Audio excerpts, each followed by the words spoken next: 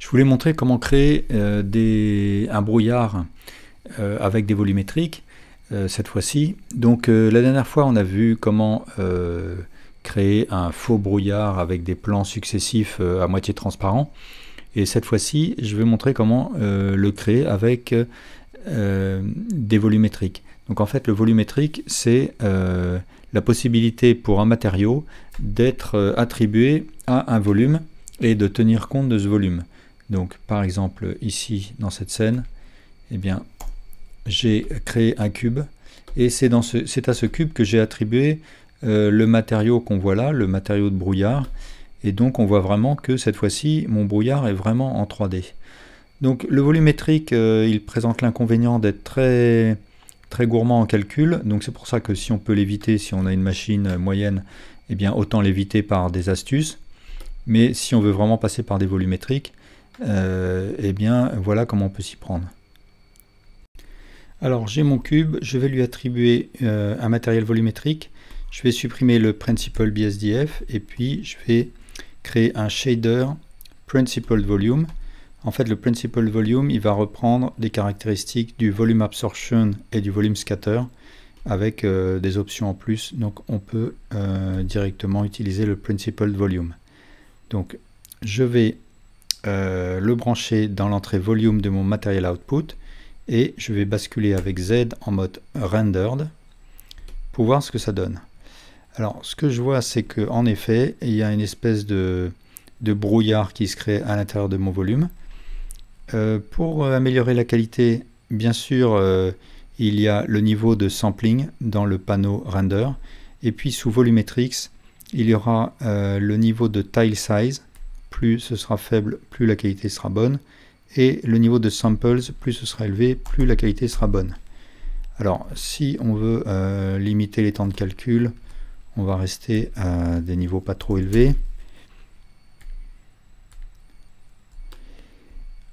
Si je suis sous Cycles, a priori, seul le niveau de sampling va compter pour la qualité.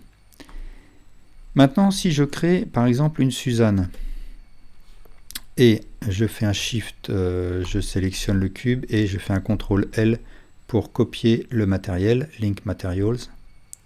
Ce que je peux voir, c'est que ma Suzanne, le volumétrique ne va pas s'adapter au volume de la Suzanne. Il va rester cubique.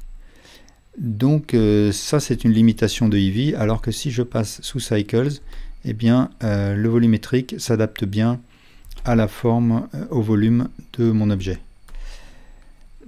Alors par contre, ce que je peux faire sous Eevee, c'est créer, alors je vais garder ma Suzanne, je vais supprimer le cube, c'est créer un volume empty. Donc le volume empty, c'est un empty, comme le nom l'indique. Je peux lui attribuer un modifier qui s'appelle Mesh to Volume et lui désigner un objet comme par exemple Suzanne. Et du coup, ce qui va se passer, alors je vais rendre invisible Suzanne, et ce qui se passe, c'est que mon empty, grâce à ce modifier, il prend la forme du volume de l'objet désigné.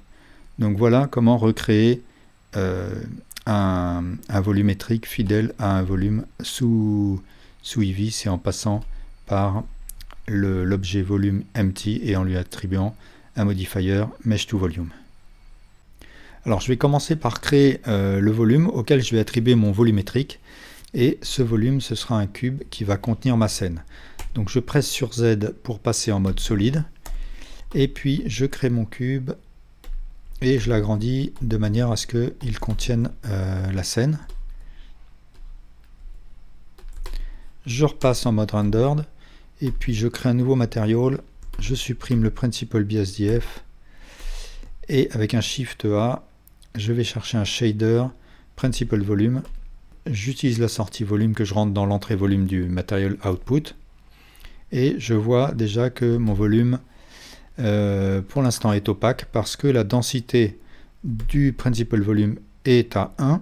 Si je la baisse peu à peu, en pressant sur Shift, j'ai plus de précision sur mon réglage, et bien je vois que la densité décroît et je commence à voir mon paysage. Donc voilà, là j'ai déjà de la brume. Ce qui m'intéresse, c'est de donner de complexifier cette brume, et je vais lui attribuer donc du noise. Là je peux bien sûr changer la couleur de ma brume, mais peu importe pour l'instant. Donc ce que je vais faire, c'est j'ai activé la donne Node Wrangler, donc avec un CTRL T, je peux créer la chaîne de nodes suivants, texture, coordinate, mapping et image texture. Et je vais remplacer l'image texture avec un Shift S par un texture noise texture. Alors ce qu'il faut aussi, c'est que j'utilise la sortie objet de mon texture coordinate. Et là, je peux commencer à voir mes noise. Voilà. Mais pour d'abord, d'une part, il faut que je le branche dans le density. C'est pas la couleur qu'on veut voir, c'est l'utiliser pour varier la densité.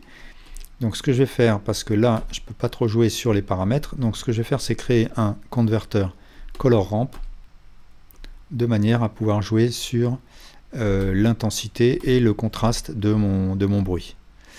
Donc le noir va déterminer la transparence. Donc ce que je vais faire, c'est que mon blanc, je vais l'assombrir de manière à ce qu'on ait plus de transparence.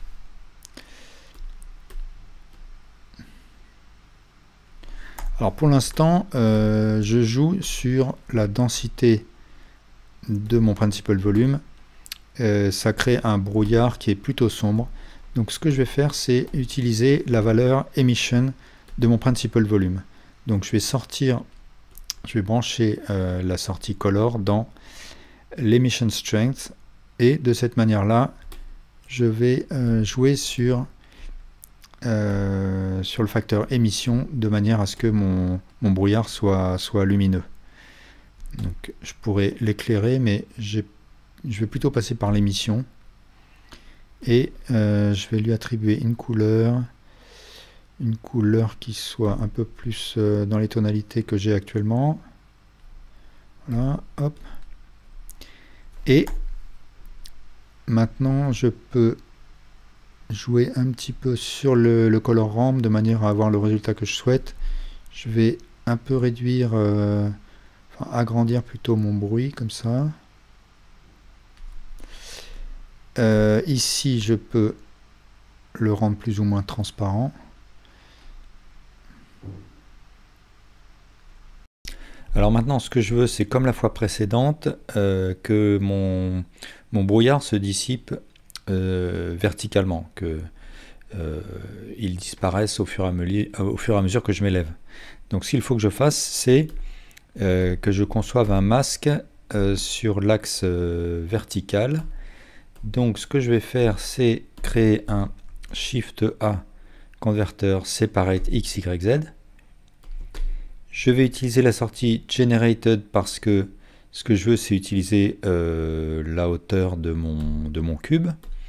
Je vais dupliquer le color ramp, utiliser la sortie Z, la brancher dans le color ramp, et mixer mes deux color ramp de manière à additionner ces deux facteurs là. Donc je vais passer par un color mix RGB, je branche les deux couleurs dedans. Avec la donne Node Wrangler, il suffit que je fasse un CTRL SHIFT et clic gauche pour avoir un aperçu du node sélectionné. Donc là, ce que je vois, c'est que le noir est en bas, c'est l'inverse que je veux. C'est-à-dire que je veux que ma transparence soit en haut. Donc j'inverse et je mets mon noir ici. Je vais peut-être éclaircir mon blanc. Et je vais voir ce que ça va donner. Donc il faut que mon mix, je le branche à la fois dans la densité et dans l'emission strength. Et puis je resélectionne mon principal volume et CTRL SHIFT clic gauche. De cette manière là, j'ai accès à nouveau à au principal volume. Alors là, il se passe rien parce que en fait, il faut que je pense à pousser le mix à fond et que je le mette en mode multiply. Voilà, donc là, je peux voir ce que donne mon organisation de nodes. Donc il faudrait quand même que je remette un petit peu de brouillard en bas. Donc je vais pousser à fond mon brouillard en bas et peut-être rééclaircir ici. Et je regarde s'il se passe bien ce que je veux. Oui, c'est-à-dire que je veux que tout le haut de mon cube soit transparent. Voilà, et puis je regarde ce que ça donne. CTRL barre espace si je veux avoir la fenêtre sélectionnée plein pot. Donc voilà ce que ça donne. Et ensuite, je peux régler autant que je veux tous mes nodes de manière à obtenir vraiment le réglage que je veux. Alors voilà où j'en suis de l'organisation de mes nodes.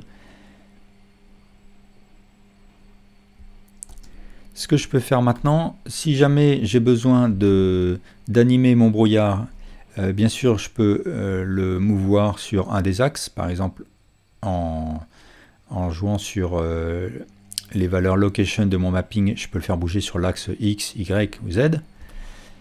Si je veux faire évoluer la forme de mon brouillard, la forme de mon noise, il faut que je mette un noise en amont. Donc dans ce cas-là, il faudrait que je duplique le mapping et le noise ici, que j'utilise la sortie object du texture coordinate, et puis je vais créer un color mix RGB que je vais poser ici, et je vais brancher le nouveau noise dans l'autre entrée color de ce mix RGB. Ce mix RGB, je vais le mettre en mode add, et le facteur, je vais le mettre à 0,1 de manière à ce que le noise que je viens d'introduire ne perturbe que légèrement la forme du noise en aval. Et donc maintenant, si je joue sur la valeur location du mapping qui est en amont, eh bien ça déforme légèrement le noise qui arrive en aval. Voilà, donc je montre rapidement ma nouvelle configuration.